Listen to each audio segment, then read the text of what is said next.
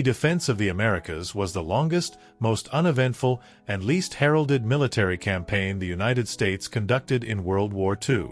Yet it was fundamental to Allied victory against the Axis coalition, for it guaranteed the security of the base that President Franklin D. Roosevelt earlier termed the arsenal of democracy. It likewise guarded the Americas from attack while the United States raised and trained its armed forces. Of all the Allied nations, the United States possessed the greatest economic and industrial power, and thus held the keys to victory. By 1945, American industry had manufactured enormous masses of military material, equipment that gave Allied soldiers on every battlefront a decisive advantage over their enemies. U.S. production lines, for example, turned out 88,410 tanks and self-propelled guns, as compared to only 46,857 built in Germany. Aircraft plants assembled 283,230 planes of all types, while Germany could manage only 107,245. The situation in the Pacific Naval War was even more striking. After the Pearl Harbor attack, the aircraft carrier emerged as the principal capital ship.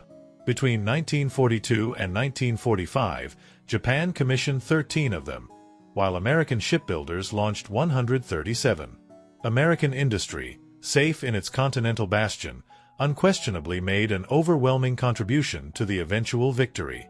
While industry expanded to meet the needs of supplying Lend-Lease and placing the military on a war footing, the Army commenced its own prodigious expansion from a force of less than 200,000 men to one of more than 8 million. Between the Pearl Harbor attack and the Allied invasion of North Africa a year later, the small existing professional cadre absorbed, equipped, trained, and organized an army that finally amounted to 89 divisions and a large air force. Meanwhile, the services forged the logistical bases and ocean-spanning supply lines to sustain those divisions and air forces wherever they had to fight, and shipyards laid the keels for the thousands of merchant ships the vast logistical organization required. During that critical year of preparation, and indeed throughout the entire war, the physical security of the continental United States was virtually absolute. Not once during the war years did Axis forces interrupt American industry as it supplied its own armed forces and those of its principal allies. Nor did Americans ever, after the few weeks of panic that followed the Japanese attack on Pearl Harbor, live in fear of invasion. Not once did foreign attack interfere with the training and organization of troops for foreign service. By achieving security within the Western Hemisphere, the United States was able to concentrate on the offensive very soon after the Japanese attacks in Hawaii and the Philippines. Thus, the importance of the American theater totally transcended its prosaic conduct. The prospects for American defense were extremely good because of the fortunate geographic position of the United States and its hemispheric neighbors. Separated from potential European and Asian aggressors by thousands of miles of ocean, the nation could expect ample warning of any attack. It was also clear that, despite recent impressive advances in military technology, it would be extremely difficult for any foreign nation to make anything other than a nuisance raid on the United States.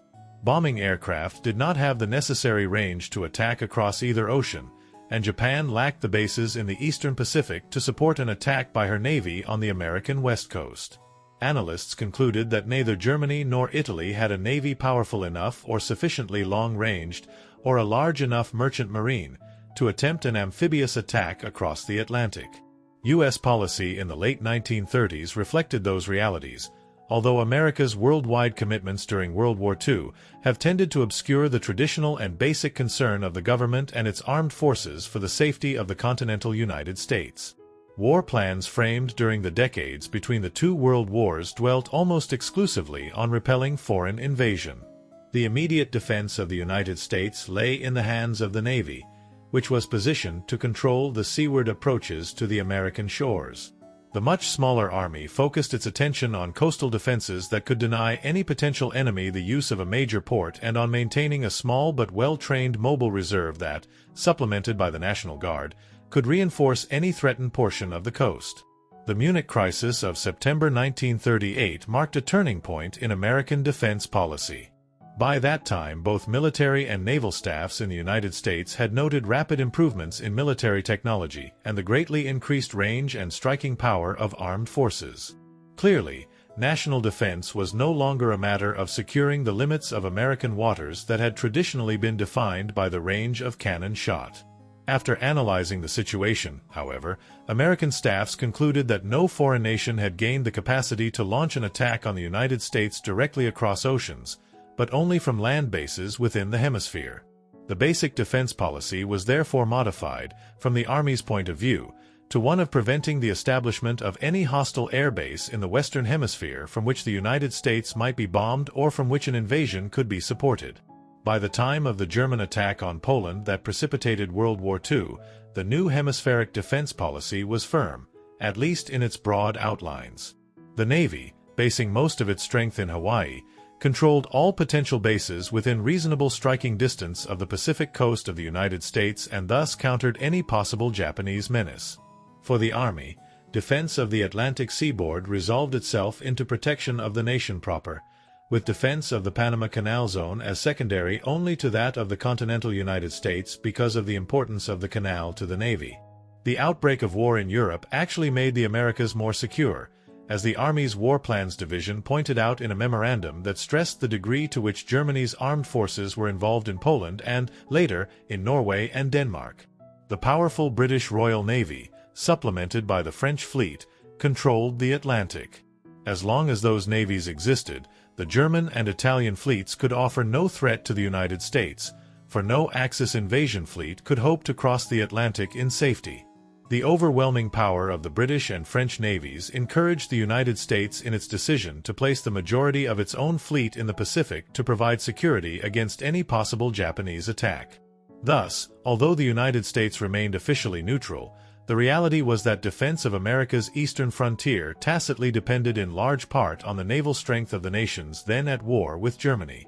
General George C. Marshall, Chief of Staff of the U.S. Army, affirmed as much in an October 1940 conversation with General Nicolas Delgado, Paraguayan Army Chief of Staff, when he confided that, as long as the British fleet remains undefeated, the Western Hemisphere is in little danger of direct attack.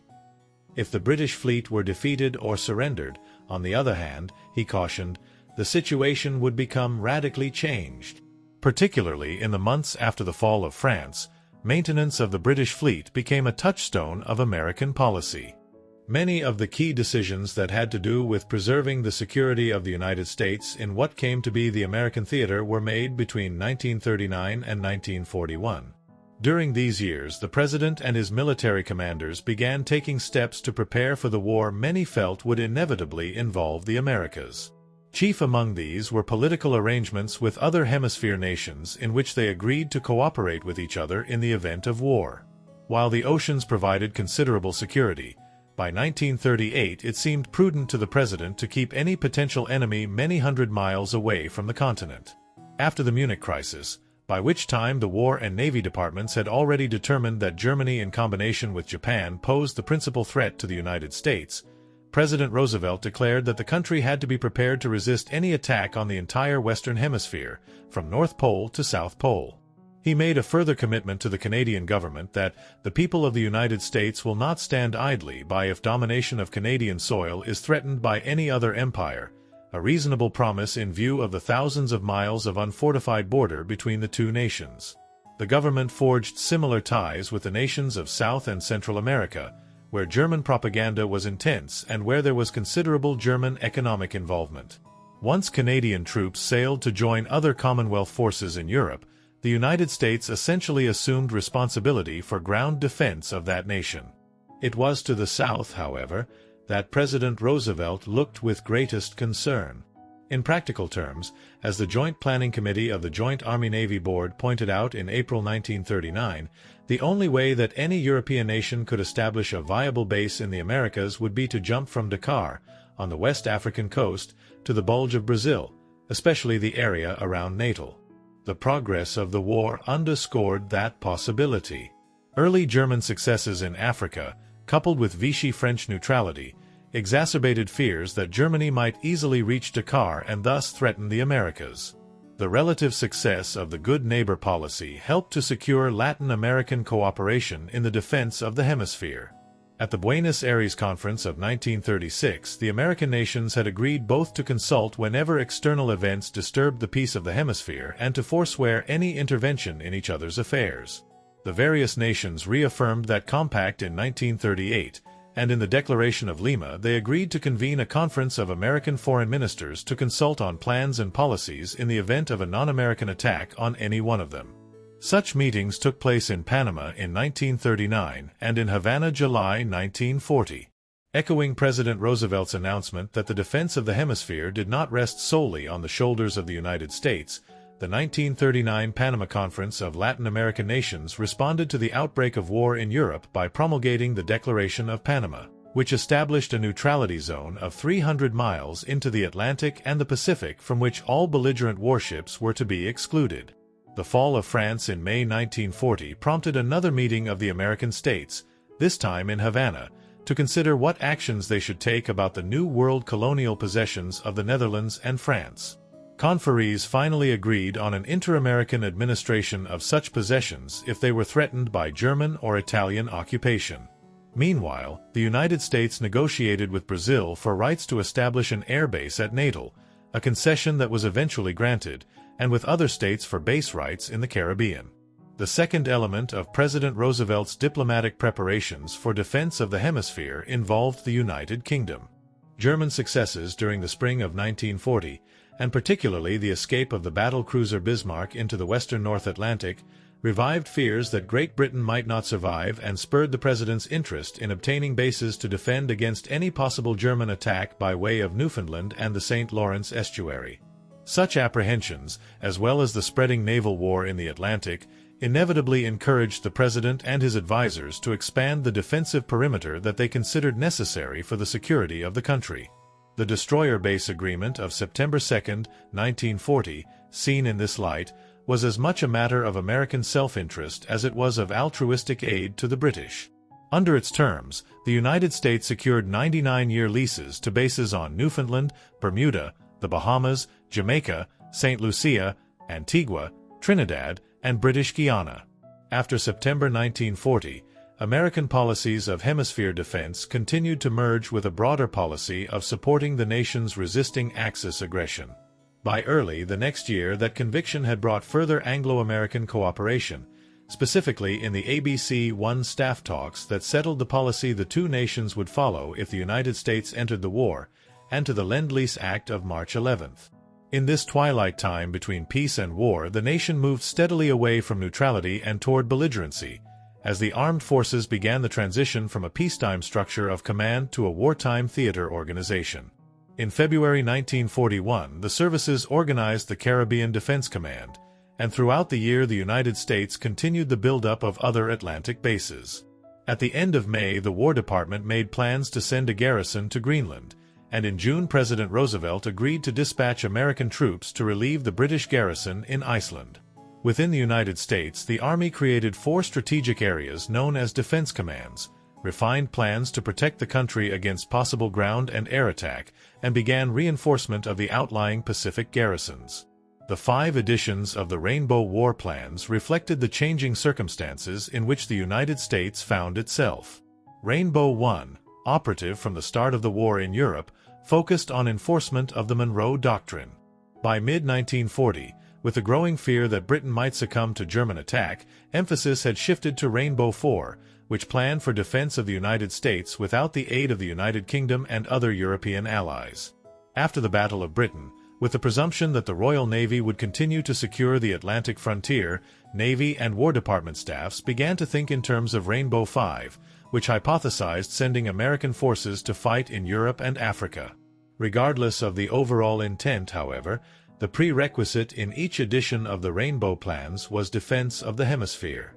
The sensitive question was exactly how American forces were to accomplish that when war was not yet declared.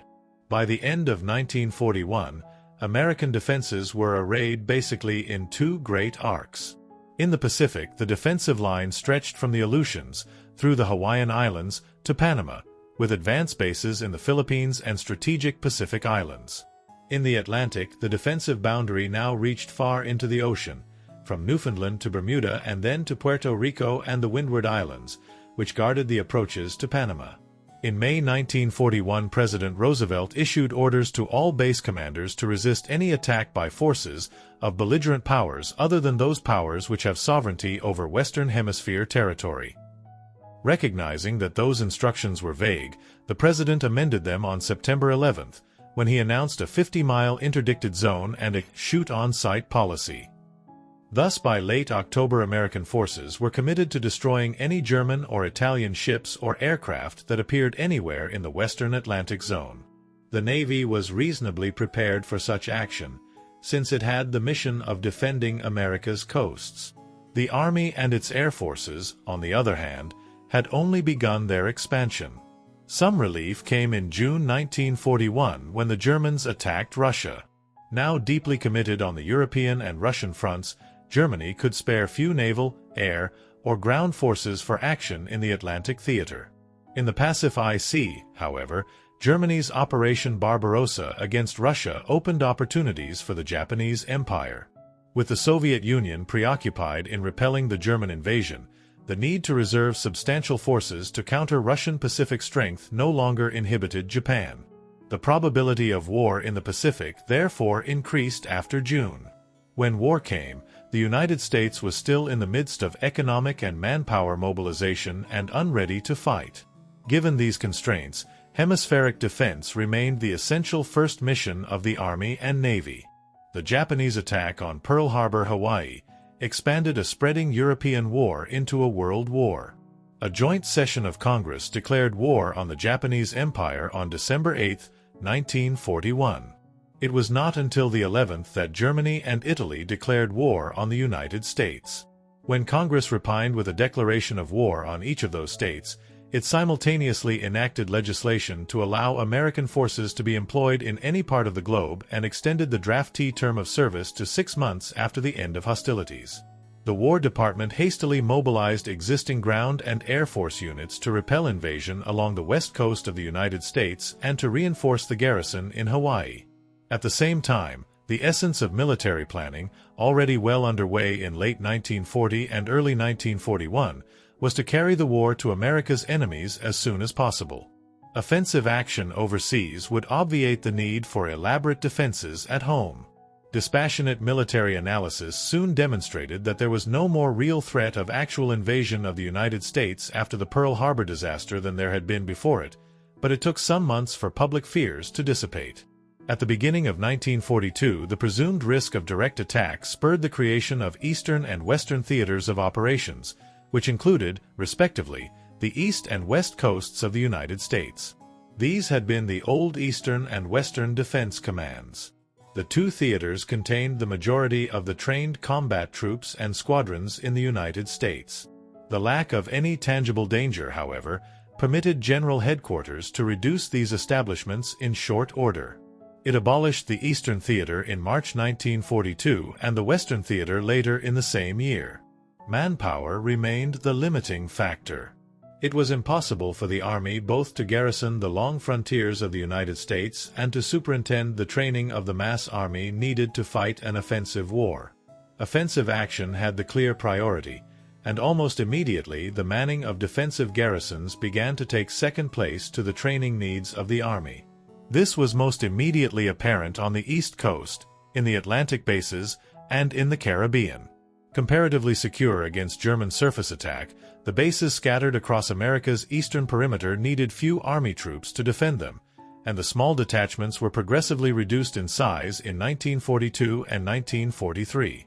The only fighting in these regions was an Allied naval anti-submarine war. The Army's role was limited to patrols by Army Air Forces units stationed on the east and Gulf coasts and in the Caribbean. Distance, the complications of the European War, and a curious ineptitude combined to limit the effectiveness with which the German intelligence service conducted its activities in the Americas. Once Germany declared war on the United States, the remaining diplomatic and commercial links between the two countries were sundered. Admiral Wilhelm Canaris' Abwehr organization seemed at a loss as to how best to get its agents into the United States and Canada. As it turned out, the only practicable method involved the use of submarines to land agents on deserted or sparsely populated American beaches. U-boats, however, had other and far more important missions from the perspective of the overall German war effort. Consequently, relatively few German spies arrived in the United States. Those who did reach the hemisphere displayed a remarkable naivete about American customs, and they were poorly briefed about their targets, in the case of saboteurs, and about their intelligence objectives, in the case of agents. The most spectacular case was the landing of 8 agents along the Florida and Long Island coasts in early 1942. American law enforcement officers, including FBI agents, detected the Germans almost as soon as they got ashore and rounded them up in short order. A military tribunal under the presidency of Lieutenant General Frank J. McCoy sentenced 6 to death. The remaining 2 received life sentences. One of the last German missions landed from a U-boat in Maine in late November 1944. By that point in the war, the Germans had evidently given up on penetrating American military organizations and planning staffs. The 1944 mission, consisting of a German and a renegade American, merely sought to purchase, digest, and forward to Germany current technical information that appeared in open publication in the American press. These agents, too, were swiftly caught and imprisoned.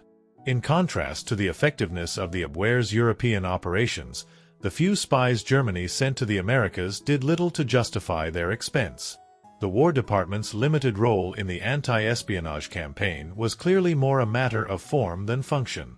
The Coast Guard needed little help to patrol the beaches in the first place, and infantry training was poor preparation for such routine security duties. As it became obvious that the normal law enforcement machinery of the country was adequate to cope with the problem, the Army withdrew its soldiers to other and more important duties. The Army's remaining task in the theater was the modernization of key coast artillery establishments and the construction of new airfields as prudent preventive measures. Coast artillery fortifications declined in number but grew vastly in defensive capability. Coastal airfields were quickly supplemented by many others as the Army Air Forces began a vast training program. The high volume of training flights, many of them in coastal areas along the Gulf Coast, supplemented standing patrols, as did the activities of the Civil Air Patrol, as directed by Army Air Forces officials. The Army speeded up completion of immediate pre-war programs for large-caliber batteries to supersede as many as 24 models of 6 different caliber guns at many smaller coast artillery installations at key harbors and waterways. Among the best examples of this upgrade were the harbor defenses of Narragansett Bay, where new 2-gun 16-inch batteries at Point Judith and Point Saconnet replaced 6 older forts and more than 36 obsolete guns. In the Puget Sound, 2 such guns guarded the entire waterway, supplanting more than 40 pre-war weapons in 3 major forts. At Cape May and Cape Henlopen, new batteries that could range out as much as 16 miles completely closed the mouth of the Delaware Bay to enemy ships, rendering an older string of forts along the Delaware River to Philadelphia unnecessary.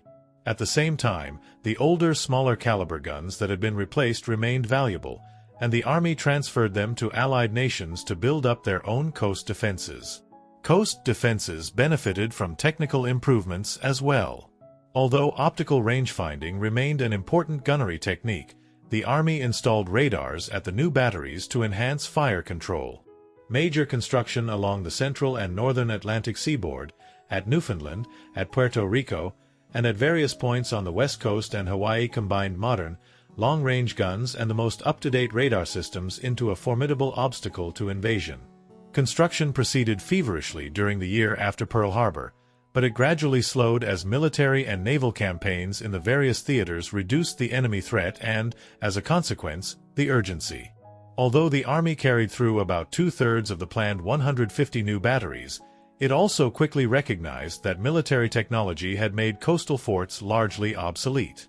Economies swiftly followed, as the War Department stripped regulars from the batteries and turned them into the cadre for the anti-aircraft artillery units being organized to accompany the field army into battle.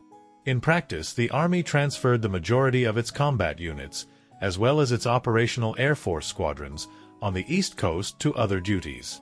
By mid-1944, the construction program had come to a virtual halt, with many of its remaining units cancelled and the construction of others suspended in mid-course.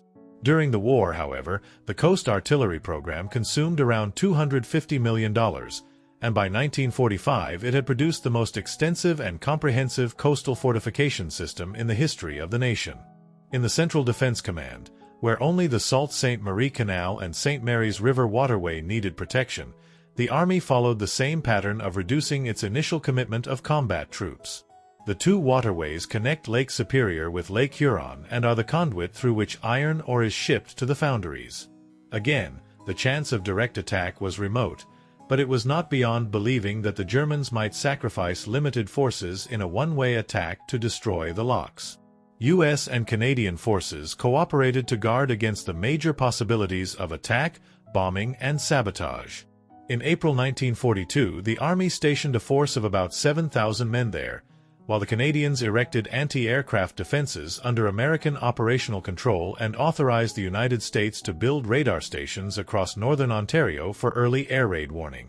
As the war progressed, the possibility of attack subsided, and the Army reduced its security forces to a single company of military police before the end of 1944. It appeared in January 1942 that the defenses of the West Coast had been breached by the attack on the U.S. Pacific Fleet and the Hawaiian Islands. 2 weeks of panic followed the Pearl Harbor attack as anxious citizens made many erroneous sightings of the Japanese fleet. The Army rushed anti-aircraft units to defend the California oil industry, critical aircraft plants at Los Angeles, San Diego, and Seattle, and naval shipyards in the Puget Sound, in Portland, San Francisco, Los Angeles, and San Diego. By the end of February, almost 250,000 troops had arrived to defend vital installations on the West Coast, a task for which Army ground combat units were neither intended nor trained. General Marshall's chief concern was that the public fear of imminent invasion would freeze this force in a perimeter defense of the coast at a time when these regulars were desperately needed to train the citizen army being mobilized by the selective service system. Within 6 months, however, the demand for such defenses abated as Japanese intentions became clearer. If there had ever been a risk of West Coast invasion, it disappeared after the battles of the Coral Sea, 6–8 May 1942, and Midway, 3–6 June 1942, which crippled the Japanese aircraft carrier force that would have been essential to an attack on the American mainland.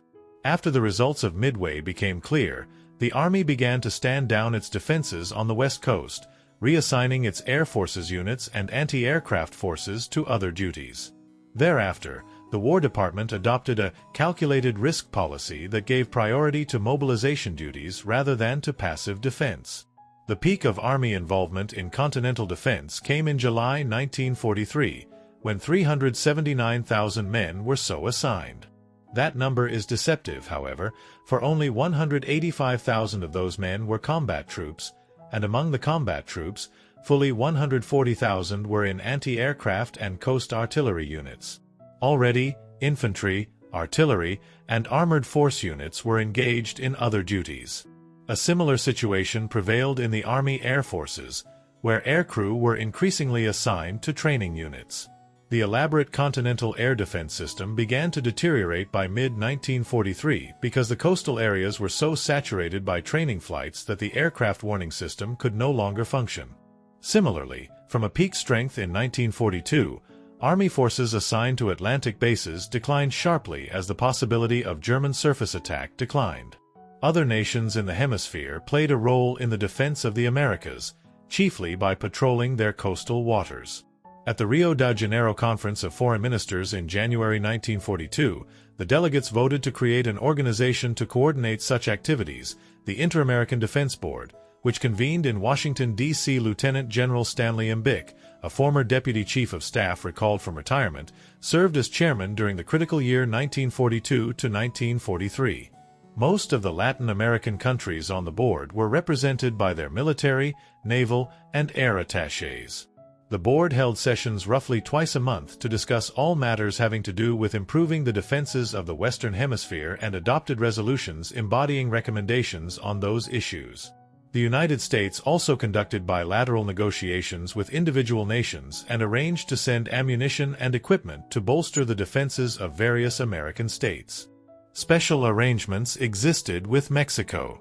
In the course of pre-war negotiations, Mexico agreed to permit American aircraft to stage through Mexican airfields to reinforce the garrison in Panama. After Mexico entered the war in May 1942, the two nations developed even closer ties. In the weeks after Pearl Harbor, General Lázaro Cárdenas and Lieutenant General John L. DeWitt made joint plans for the defense of the Mexican Northwest and the Southwest of the United States. Their local arrangements to secure the Pacific coastal region became the basis for formal agreements concluded later in the war. As the war proceeded, events proved the validity of the War Department's early estimates about German and Japanese ability to attack the hemisphere.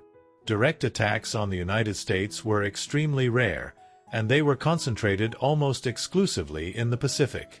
The Atlantic War was a naval one. German submarines enjoyed their greatest successes before the middle of 1942, when the convoy system, aerial patrols, and improved anti-submarine tactics gave the Allies the upper hand in the Atlantic, Caribbean, and Gulf of Mexico. Fairly soon after the United States became involved in the war, German U-boats were driven out of American waters. In any case, submarines were the concern of the Navy and, to a lesser extent, the Army Air Forces. The Army's ground participation in the Atlantic defense was chiefly in helping the Coast Guard patrol the beaches to forestall the landing of German agents in 1942 and 1943. The West Coast actually saw a limited amount of warfare. Submarines of the Japanese Sixth Fleet performed reconnaissance and struck the sea lines of communication. Around the middle of December 1941, 9 submarines arrived in American waters for the start of what was to be 8 months of operations. 4 of these boats eventually made attacks on coastal shipping, sinking 2 tankers and damaging 1 freighter. On February 23, 1942, the submarine I-17 surfaced near Santa Barbara and used its deck gun to fire 13 5.5-inch shells into oil installations, although with negligible damage. On the night of 21 to 22 June 1942, a submarine rose to the surface at the mouth of the Columbia River in Oregon and fired about a dozen 5.5-inch shells at Fort Stevens, a coast artillery fort. Militarily insignificant, that attack marked the first time since the War of 1812 that a foreign enemy had fired on a military installation in the continental United States.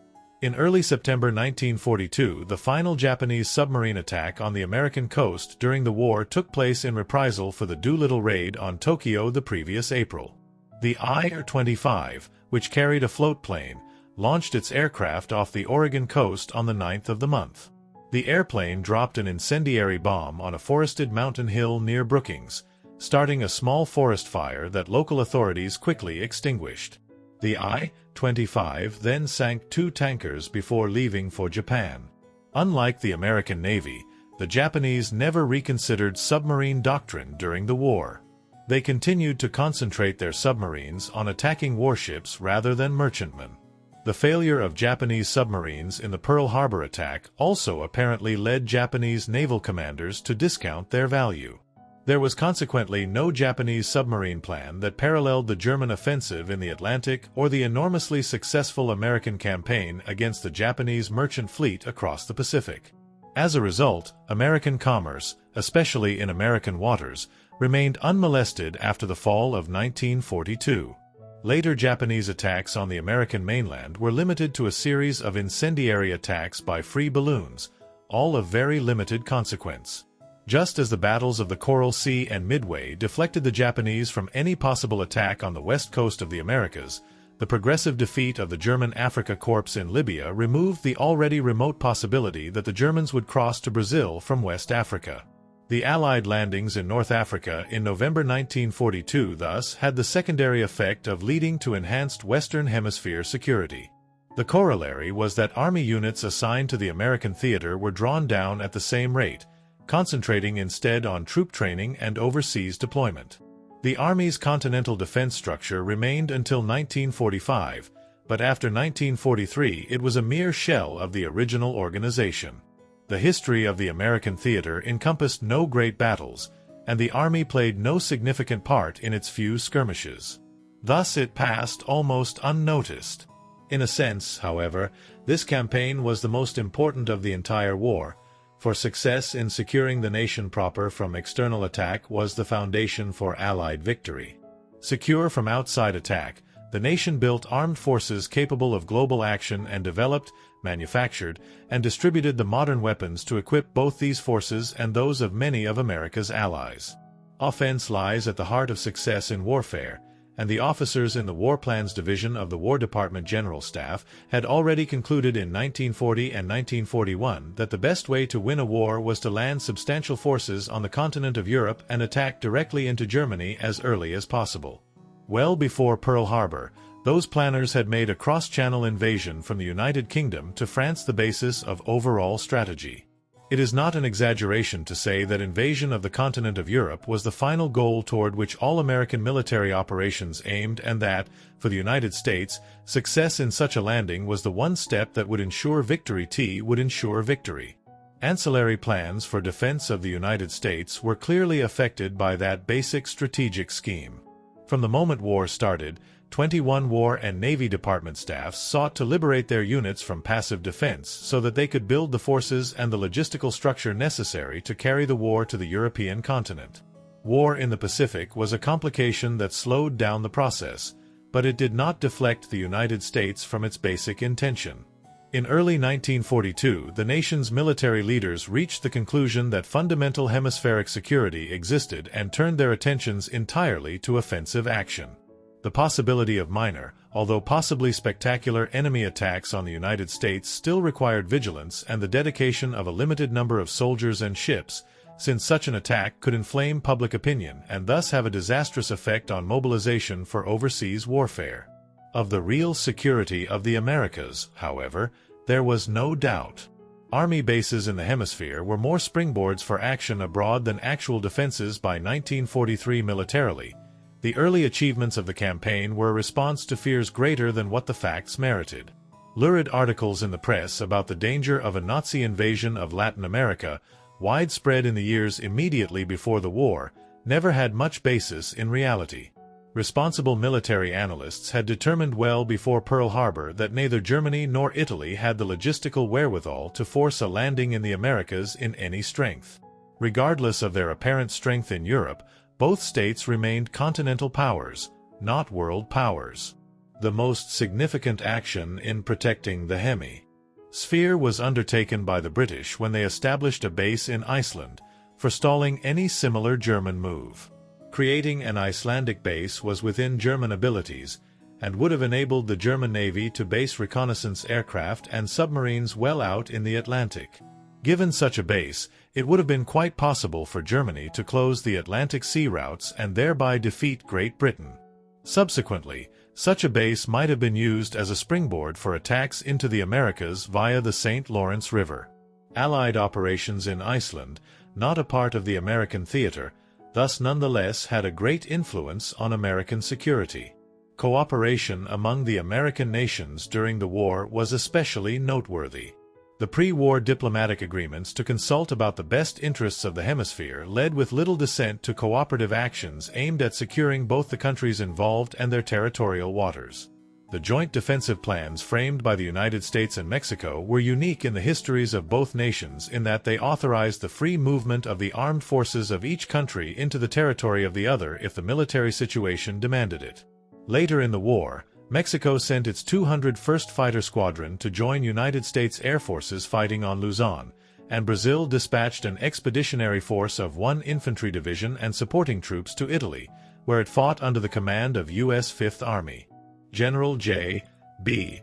Mascarenhas de Moraes commanded more than 25,000 men in 229 days of continuous combat. The Brazilian Air Force also sent a fighter squadron to Italy, and the Brazilian Navy escorted convoys across the Atlantic and into the Mediterranean. This was the first time that a South American country had ever sent an expeditionary force overseas. Notable as were those military achievements, the cooperation and consultation before and during the war were even more important, since they left a lasting legacy. In the Inter-American Defense Board, each of the countries in the Americas had the means to express its own concerns and seek the assistance of its neighbors in dealing with them. The board's consultations continued long after the Axis threat to the Americas was little more than a memory, and they proved so worthwhile that the member nations decided to maintain the organization after the war. In broad terms, the defense of the Americas in World War II stands at the end of an era in American security. Although the continental United States remained safe throughout World War II, chiefly because of geography, worrisome developments in weapons technology steadily eroded the value of the nation's distance from its enemies. Before the war, aerial bombardment of the hemisphere was impossible. By 1946, there was no doubt that the Americas then lay, or would soon lie, within range of enemy attack. Since distance no longer conferred security and time for mobilization, the United States was now faced with the need to maintain a standing peacetime military organization.